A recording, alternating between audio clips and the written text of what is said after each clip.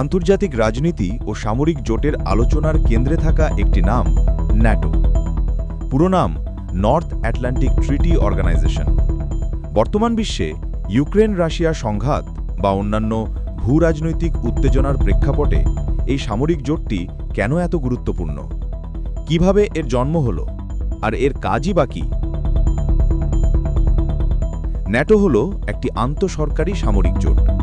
এর মূল ভিত্তি হল সদস্য দেশগুলোর মধ্যে পারস্পরিক সামরিক সহযোগিতা প্রদানের অঙ্গীকার। দ্বিতীয় বিশ্বযুদ্ধের পর 1949 সালের 4 এপ্রিল এটি প্রতিষ্ঠিত হয়।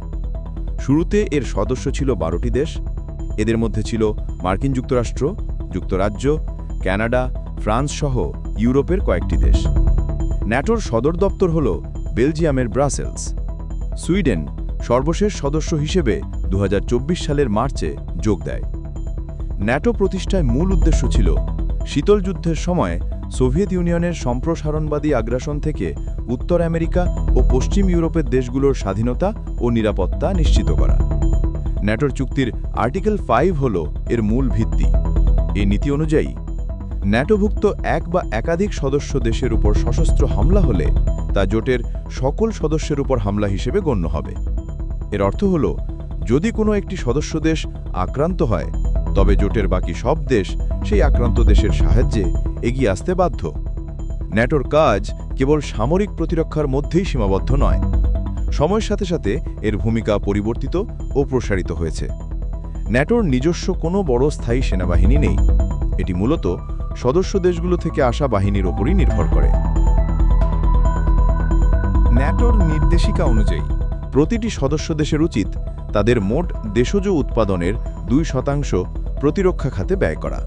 তবে অনেক দেশই এই লক্ষ্যমাত্রা পূরণ করে না, যদিও সাম্প্রতিককালে এর হার বাড়ছে। ন্যাটোর সামরিক শক্তি এবং বাজেটে মার্কিন যুক্তরাষ্ট্রই সবচেয়ে বেশি অবদান রাখে, যা এটিকে জোটে অত্যন্ত প্রভাবশালী করে তোলে। ইউক্রেনের ন্যাটোতে যোগদানের আগ্রহ এবং ন্যাটোর পূর্ব দিকে ক্রমাগত সম্প্রসারণকে রাশিয়া তার নিরাপত্তার জন্য হুমকি মনে করে। এই সংঘাতের প্রেক্ষাপটে ন্যাটোর ভূমিকা আরও বেশি আলোচিত হচ্ছে।